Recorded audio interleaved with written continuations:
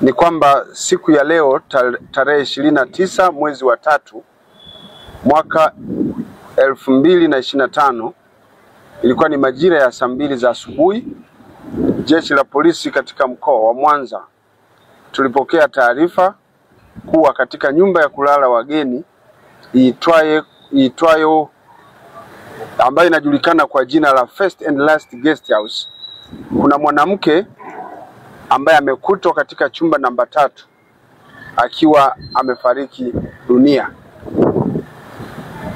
Jeshi la polisi baada ya kupokea taarifa hiyo, mara moja tulifika katika eneo la tukio, ambapo ni eneo la Usagara katika wilaya ya Misungwi. Ndipo ilipo hii nyumba ya kulala wageni ambayo inaitwa First and Last Guest House.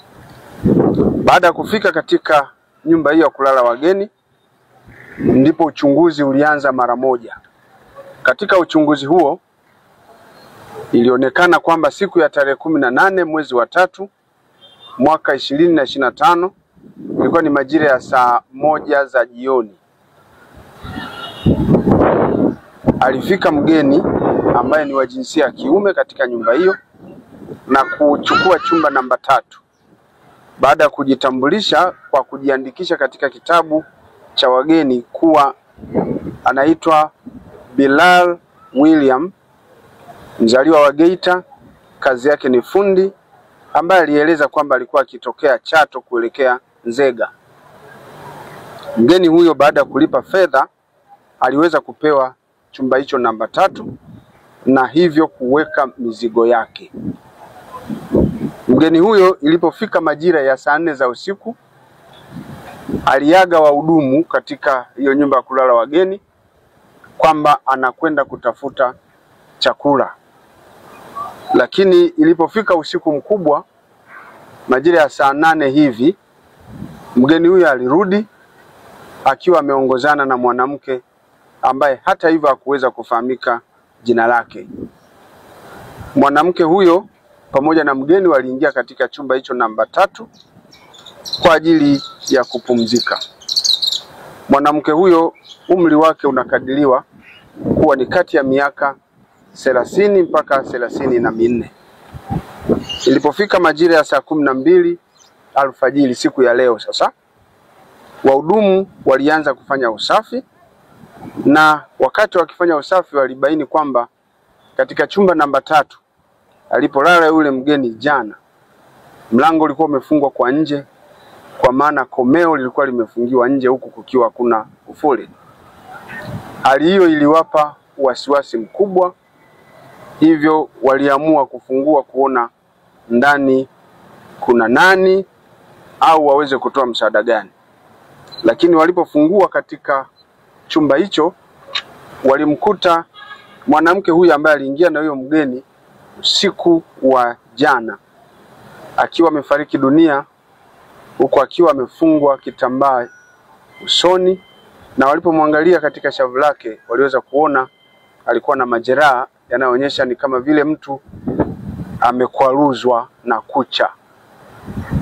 Lakini baada ya kuona hali hiyo, wahudumu hao mara moja walitoa taarifa kwa jeshi la polisi, ambapo ndipo askari waliweza kufika na kufanya uchunguzi. Uchunguzi katika chumba hicho namba 3 kiliweza kufanyiwa ukaguzi wa hali ya juu na askari wetu wa jeshi la polisi, ambapo waliweza kubaini kwamba ni kweli binti huyo alikuwa amefariki dunia, lakini akiwa na majeraha ya kukwaruzwa na kucha sehemu za shavuni, huku akiwa amefungwa kitambaa usoni. Lakini pia waliweza kubaini kwamba mwanamke alikuwa uchi, mwili wake umekuta ukiwa uchi, hajavaa nguo.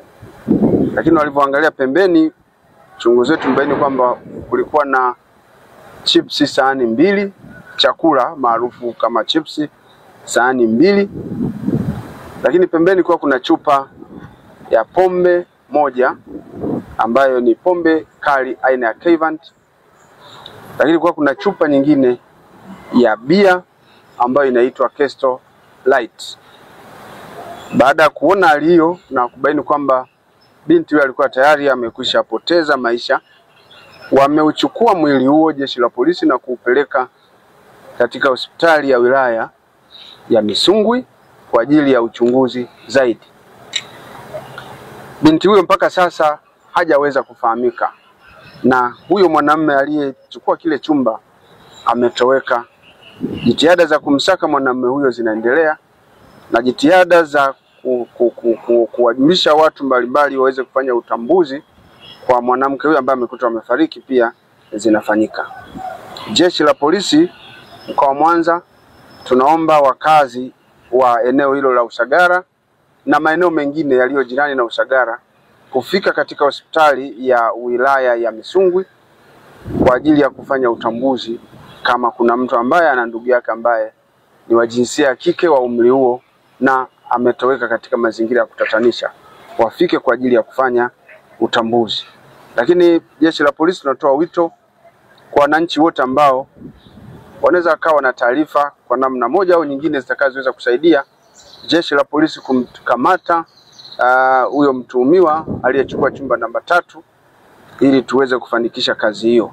Uchunguzi kimsingi umeshaanza wa kufanya ufuatiliaji wa kina kwa kutumia namba za simu alizoziacha hapo ambazo sitapenda kuzitaja kwa sasa, lakini kupitia na taarifa nyingine muhimu alizoziandika kwenye vitabu.